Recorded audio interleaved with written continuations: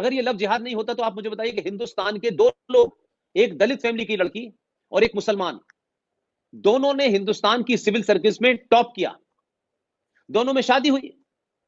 शादी होने के 2 साल बाद पता चला कि वो मुसलमान साहब जो थे उस दलित लड़की जो कि आईएएस बन गई थी उसे पीटते थे कि तुम अपना नाम बदलो। ये पढ़े लिखे सिविल का जो सर्विसेज का जो एग्जाम है उसे पास करने की बात कर रहा हूं। उसको पीटा पाटा, उससे कहा कि नहीं तुम नाम बदलो अपना और इस्लाम की तरह लो। उसने, लड़की ने मने कर दिया। वो पढ़ी लिखी लड़की थी, दोनों में तलाक हो गया। तो पढ़े लिखा मुसलमान, जाहिल मुसलमान, कमजोर मुसलमान, सब जगह यही है। तो इसका मतलब है कि you are unnecessarily creating a discord among the society. ये लव जिहाद का जो टर्म है, ये बीजेपी, आरएसएस, किसी हिंदू तंजीम ने नहीं दिया। केरला जो हिंदुस्तान के तमाम सूबों में जहां लिटरेसी रेट सबसे ज्यादा है, मोर देन 90% लिटरेसी रेट है वहां, उस सूबे की जो वहां की हाई कोर्ट में एक मुकदमा गया और वो कुछ इसी तरीके का मुकदमा था। ये उस जज ने पहली बार कहा this is a case of love jihad. This particular terms coined by a जज in Kerala, not by any XYZ। इसमें सिर्फ एक ही बात है कि अगर आपको मोहब्बत के बारे में तो कहीं नहीं बताया गया ना कि साहब ये मोहब्बत ऐसे होगी वैसे होगी। अगर मोहब्बत की डेफिनेशन होती तो फिर वो मोहब्बत ही ना कहलाती ना। दुश्मनी के तो कई रीजन हो सकते हैं, मोहब्बत का कोई रीजन नहीं होता। कोई रीजन नहीं होता साहब कि साहब इनसे मुझे इसलिए, वो एक मोहब्बत अलग हो गई कि किसी को किसी के पैसे से इश्क है तो फिर तो वो उसमें कोई एजेंडा हो सकता है। मैं उस पर बात नहीं करना चाहता। मेरा जो कहना है, कोई लड़की कोई लड़का किसी से मोहब्बत करे कोई दिक्कत नहीं है, शादी करे कोई दिक्कत नहीं है।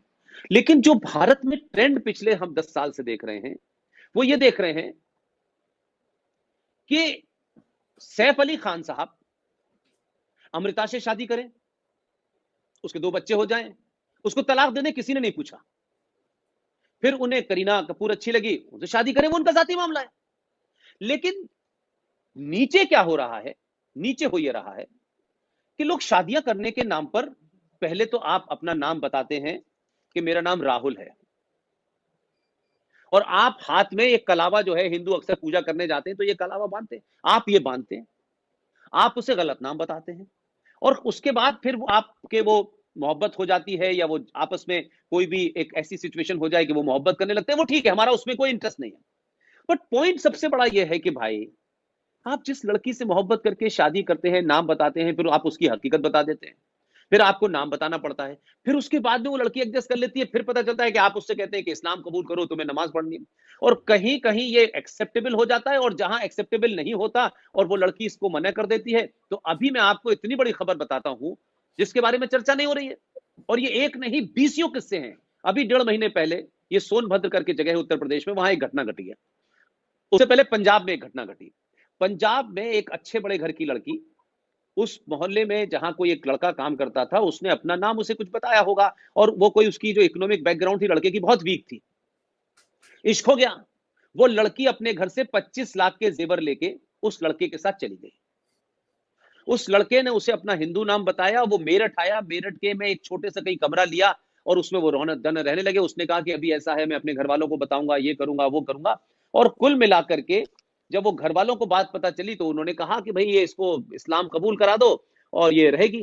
तो जब उसे इस्लाम कबूल करने के बारे में जब कहा गया तो वो लड़की ने थोड़ा सा रेजिग्नमेंट शो किया, क्योंकि उसने कोई ये सोच के तो किया नहीं था कि इस्लाम से उसे कोई नफरत है। लेकिन उसको ये लगा कि भाई इस लड़के ने मुझे गलत नाम क्यों बताया, अपना अपने बारे में क्यों सारी बातें सच नहीं बताई। और जब उसने मना कर दिया तो कैन यू बिलीव दैट, ये पोल कैसे खुली, बात खत्म हो गई, लोगों को पता नहीं चला।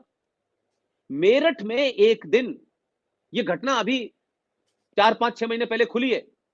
मेरठ में कुछ कुत्ते एक दिन किसी लड़की का हाथ खा रहे थे। लोगों ने देखा कि ये यहां हाथ लड़की का खा रहे हैं, ये कुछ कुछ वो पड़ा हुआ है। तो फिर वो शोर हल्ला मच गया और फिर वो ढूंढा ढांड हुआ कि क्या हुआ, कहां है, ये करें। तो पता चला कि मेरठ के गन्नों के खेत के अंदर एक औरत का जिस्म मिला है, उसकी गर्दन गायब है। उस एसएसपी ने इसकी पूरी इंक्वायरी की और कहा कि भाई ये कैसे हो सकता है। तो उन्होंने कहा कि भाई ये पता करो कि यहां इस गांव के लड़के जो थे ये कहां कहां नौकरी करते हैं, कोई लिंक जरूर हो सकता है।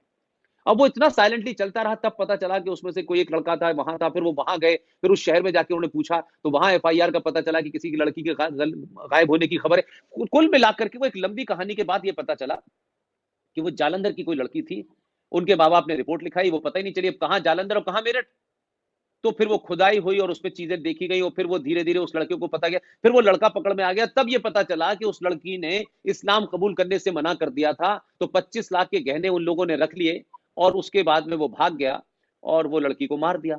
तो सवाल ये है, एक एक एक हिंदू बाप के नाते मुझे लगता है उसे पूछने का अधिकार है कि तुमने मेरी लड़की के साथ इश्क किया, ठीक है कोई बात नहीं, लेकिन यार मेरी लड़की को मार दिया तुमने, सिर्फ इस बुनियाद पे कि वो मुसलमान नहीं बनी। तो ये किस लिए तुम्हें मुसलमान बनाना था भाई? ये जो हमारे यहाँ अभी सोनभद्र में मार दिया 22-23 साल की लड़की को, उसमें तो कमाल, उन्होंने कहा प्रिया नाम की लड़की थी, उससे शादी की, जब उसको कन्वर्ट करने के लिए उससे कहा गया ये करना, उसने मने कर दिया। वो उसका हस्बैंड जो था लीगल, उसने एक लड़के को बुलाया साथी को, दोनों ने रेप किया उसके साथ में, और उसके टुकड़े करके उसको सूटकेस में बंद करके एक जगह जाके दफना दिया।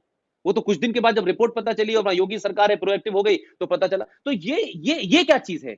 इसको सोसाइटी मुसलमान किस तरीके से लेते हैं? ये कोई बहुत ब्रावो किस्म का काम है, कोई मर्दानगी का काम है ये? तो फिर ये क्या है? इसका मतलब है कि आप हिंदू लड़की को शादी करके उसे मुसलमान बनाना चाहते हैं। क्या मुसलमानों में लड़कियों की कमी है?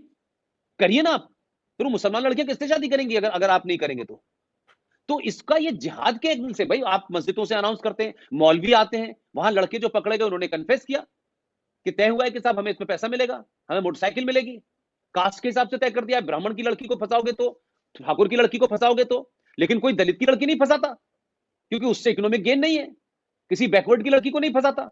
तो ये एक तरीके से आप एक एक ऐसे रिश्ते को, जिस रिश्ते में किसी को कोई बाउंडेशन नहीं है, जिस रिश्ते में ना कोई मजहब है, ना कोई जात है, ना ऊपर है नीचे, उसके बहाने करके आप ये करते हैं और सोसाइटी उस पर मौन रहती है।